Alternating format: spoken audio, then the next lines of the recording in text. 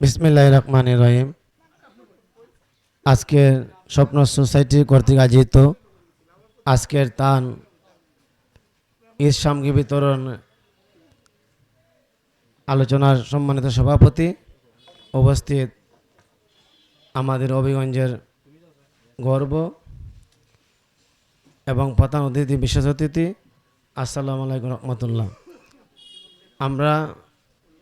আপনারা সবাই জানেন হবিগঞ্জ স্বপ্ন সোসাইটির কর্তৃক আয়োজিত প্রতি বছরই তারা এই আমাদের গরিব অসহায় মানুষের মধ্যে ত্রাণ বিতরণ, ঈদ সামগ্রী বিতরণ করেন থাকেন।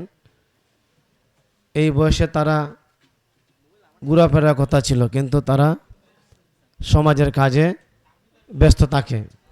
আমি আশা করি হবিগঞ্জের বৃত্তশালী মানুষেরা যদি এই স্বপ্ন সোসাইটির সাথে এগিয়ে আসে, তারা ভবিষ্যতে আমাদের হবিগঞ্জের জন্য অনেক কিছু করবে এবং বক্তব্য রাখবেন। আমি বেশি বক্তব্য দেব না, আমাদের প্রধান অতিথিরা বক্তব্য দেবেন এবং সবাইকে ঈদ মুবারক জানিয়ে আমি আমার সংক্ষিপ্ত বক্তব্য শেষ করলাম। আসসালামু আলাইকুম রহমতুল্লাহ।